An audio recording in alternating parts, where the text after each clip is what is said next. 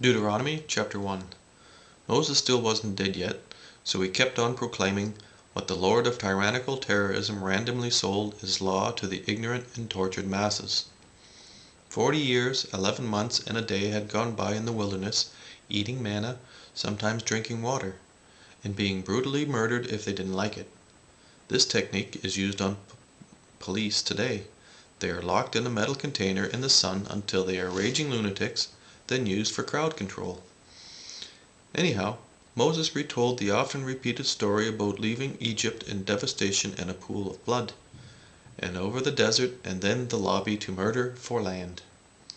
Then he, or the Lord, goes on about how hard things were for him to rule 3 million people all on his own, so he had rulers for thousands, for hundreds and tens, so that you would have the necessary control and discipline necessary to become the world's best murderers, for everyone knows no talent is greater than murder.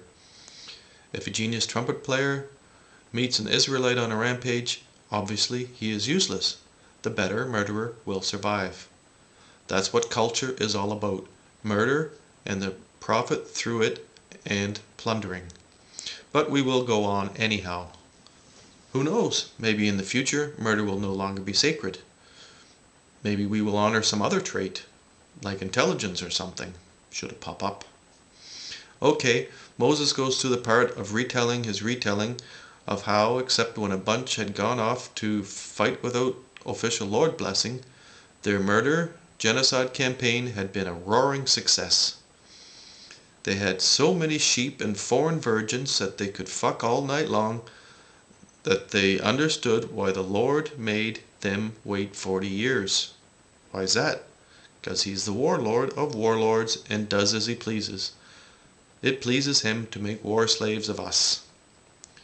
Then Moses bitched about how the people bitched when friends and neighbors were dropping off from hunger and thirst, and how the Lord doesn't like to hear complaining, and killed many more. And he talked about spying the land out before putting the people to the sword, and that the enemy was bigger and stronger, but not to worry. We've got the swords and the numbers.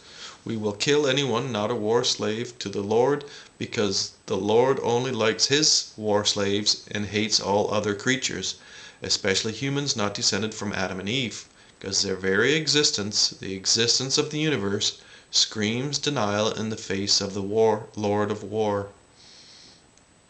You are a big ass motherfucking lie. My war murder slaves will cut you down. In modern times, of course, they prefer burning.